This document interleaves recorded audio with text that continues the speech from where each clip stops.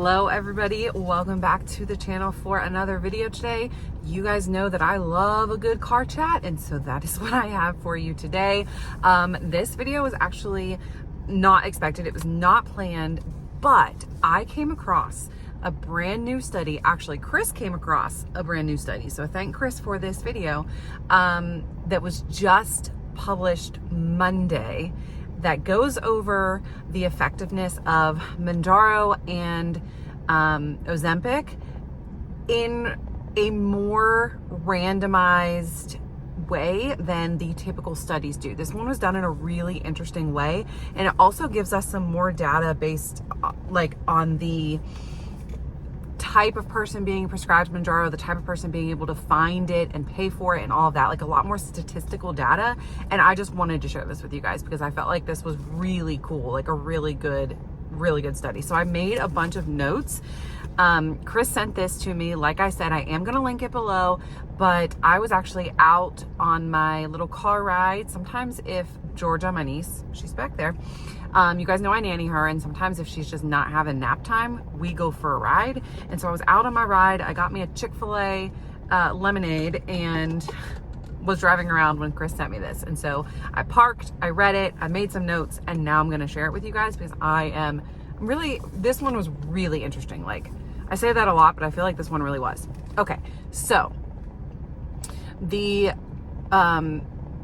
study that I'm referencing was published this past Monday, so the 7th of July, 2024, in JAMA Internal Medicine, and that is a publication of some sort. But the people that did the testing were by the company Truveta, Truveta, and what they are a collective of health systems throughout the United States that have access to data on over 100 million patients throughout the United States through their electronic medical records. And I am guessing that these are people that have signed something at some point allowing their data to be put into this database through like HIPAA laws and stuff. But that is where all of the information was pulled from to create this study, which I find really interesting because it wasn't like a blind study where you have 100 volunteers and all of that and it's following those specific people. This like pulled from real Americans who were not necessarily knowing that they were in a trial or whatever, and pulled their data. So it's pretty interesting. Okay, so they compared the data of 18,386 people they followed. And all of these people either started Mounjaro or Ozempic between the dates of May 2022 and September 2023.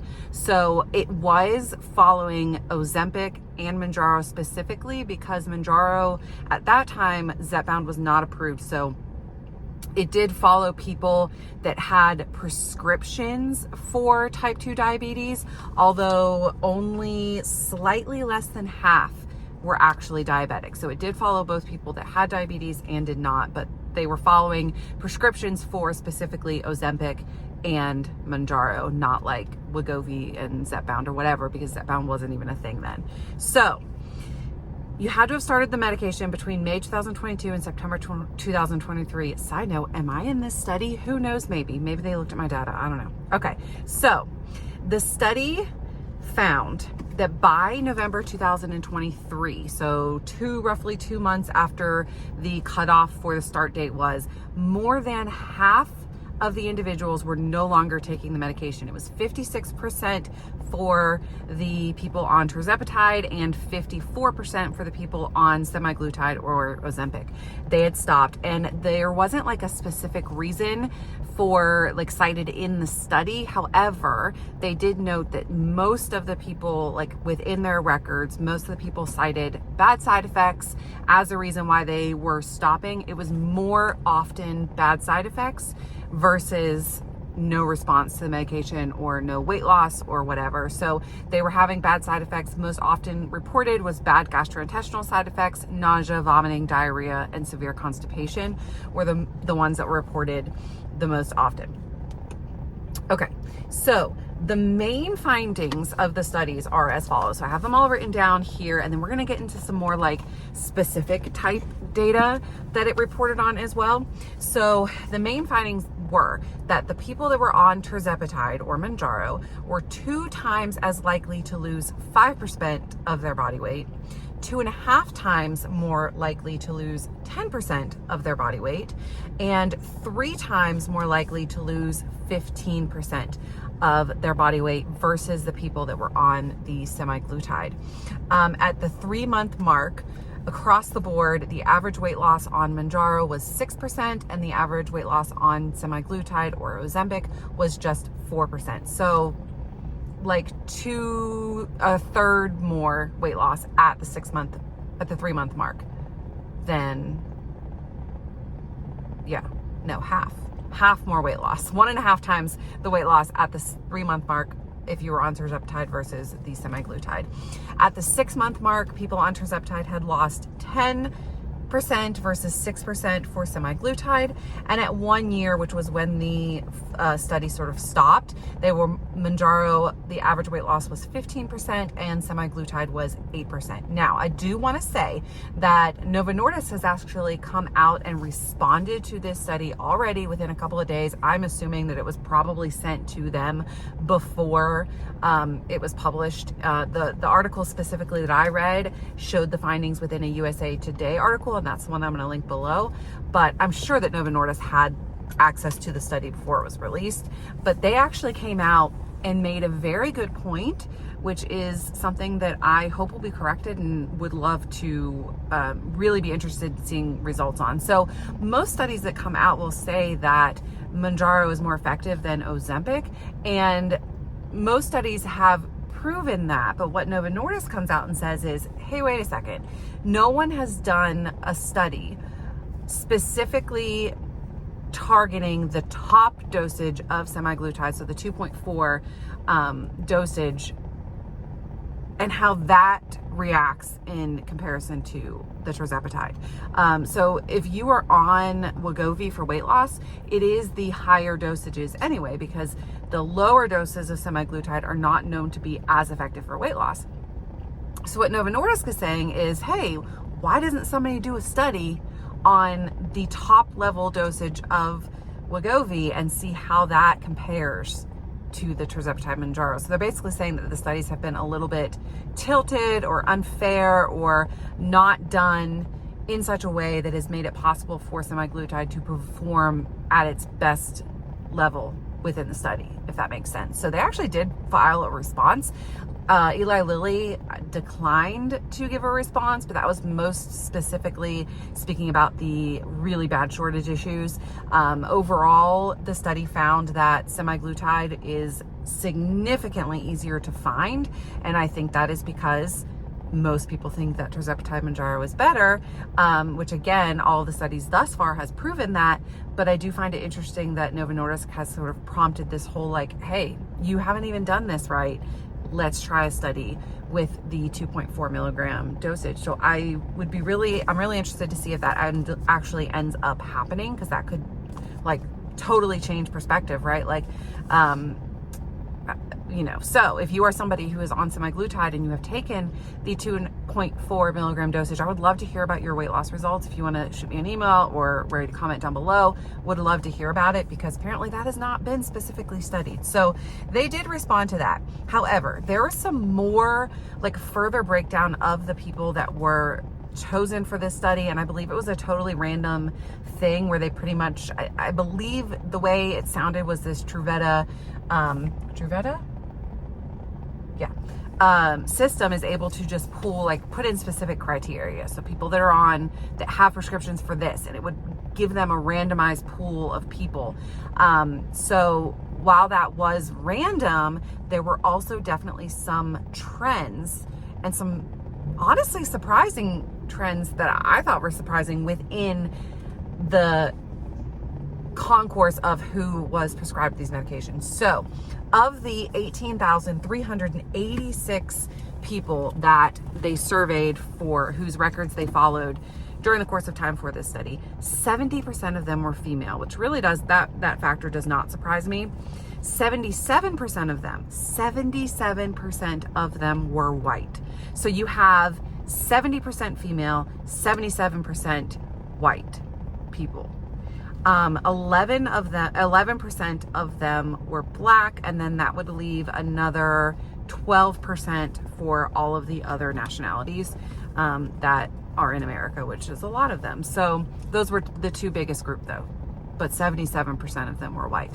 And only half, which is a figure I already mentioned, only slightly less than half of them actually had a diagnosis of type 2 diabetes, even though they all had prescriptions for Mounjaro or Ozempic through type 2 diabetes. It was kind of this, doctors were just kind of writing things with codes to get things approved. It was a big mess back then. That was like the sort of really beginning of the takeover of Mounjaro and Ozempic. And so that was before insurance companies were super strict on it. I think that was before it kind of blew up and people realized like, this is going to cost us a lot of money. I think it was before all of that. So they all had the prescription for it, but only, again, slightly less than half were actually diabetic.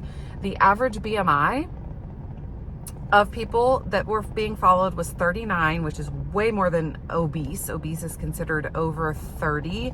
And then the average age of participants was 52.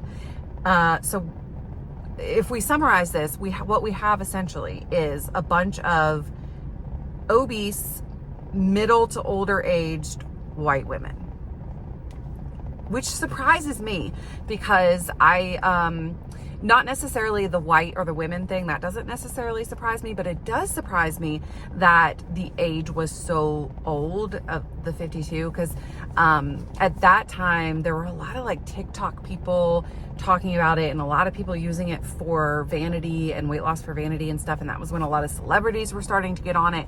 So the age thing did really surprise me. I don't know, let me know if that surprised you as well. And then one other really interesting fact was that 1 in 5 of the participants, so about a fifth, obviously Brittany, of them were considered to be clinically depressed, like had a diagnosis of clinical depression. And that does not surprise me. I've mentioned this in a few other videos, but mental health and obesity really, and being overweight, maybe not necessarily obesity, but being overweight really go hand in hand. Mostly because they can feed off one another. So if you're depressed, you're laying around a lot, you're laying in bed, you're probably eating a lot of stuff that you don't really care about properly fueling your body, you gain weight. Or you're overweight, that upsets you, that gets you in your mind and in your head thinking you're not good enough, you're not worthy, and then you become depressed. So they kind of can feed and act off of each other. So the depression factor did not really surprise me. But here is this one little line, which was kind of what I just said was the thing that surprised me the most. So most participants, over 50% of participants were middle-class white women. And they were 2 times more likely, if you were a middle-aged white woman on one of these medications, which over 50% of the people studied were, you were 2 times more likely to be on tirzepatide over semaglutide. So that I think is very telling. So one thing the doctor within this article really pointed out is there is the one that was studying all of the electronic medical records, is that there was a really big noticeable sort of grouping of who was prescribed tirzepatide and was able to find access to it, and who was on semaglutide. Like two very different demographics were on the different medications. So it's almost as if, and I hate to say this, but it's almost as if there was the rich people weight loss drug or the rich white people or the more privileged people weight loss drug versus the one that is for the less privileged or whatever. And I say this as a middle-aged white woman who has been able to get access to tirzepatide since November of 2022. Is that when this started? May 2022. So I am literally walking statistical data for this, which is insane. I find, honestly, the people that I see that are on these medications most often, like within the group that I follow that is like specifically managed by Orderly Meds people, but that group that I follow, the couple of Reddit threads that I are a member of, and just seeing you guys comment with you guys on here, I think there's a pretty even amount of men versus women. And I would even argue that on that Orderly group, the men are a little bit, at least more like active within the group. So I was a little surprised, but I'm also a walking example for them. Like, I'm not a contradiction. I'm exactly what this data says. And it still surprises me because I don't know. But also, I want to say that it all makes sense, because if you think about it, most things in life are accessible to different people in different ways. And that's the very unfortunateness of American life and what we as Americans have created as a normal, and what for some reason some of us still refuse to change. Having access to certain things is easier for certain people of certain demographics and certain statistical data, and not necessarily white, black, whatever, but rich, poor, where you came from, who your parents are, all of that. So I guess it shouldn't surprise me, but it did. And to be honest, the actual data is not much different than what was done in all the blind studies. However, Novo Nordisk really raises a good point talking about the need to study the highest dose of semaglutide in terms of weight loss and how it is effective versus the most effective doses of Mounjaro for weight loss. That needs to be done. Somebody make a study. Can I make a study? Can I be a study person? I don't know. I'll just call somebody. I'll write my Eli Lilly representative, since they're going to have an Eli Lilly plant here in North Carolina very soon. Actually, I think no, it's Wegovy. I'm pretty sure that I read that Novo Nordisk is also creating a plant in North Carolina. What is it about North Carolina? I don't even know. But yeah, so I just wanted to hop on here and talk to you guys about this today because I found it so interesting. Like, sometimes Chris will send me things and I'm just like, meh, I already knew that. But this one, I sat and as I was reading and I was like, this one's good. This one is like, actually provides information from a different angle that is not like all of the other test results. So I will link it down below. Go take a look at it if you want to. The sun went away and now you can't see me anymore. I'm really surprised that Georgia's not woken up through all of this, through me talking. So I guess she was really tired. But thank you so much for watching this video. I will see you guys. I've already recorded the Slow Losers video. I am finishing editing it and hopefully that'll be up within the next couple of days. Until then, guys, have a great day. Let me know your thoughts on this study down below and what you think about it. Were you shocked? I don't know. Let me know. And let's do the shocked face emoji, the guy that looks like this. Let's have that be the emoji of the day. Thanks so much for watching, guys. Have a great day. Bye.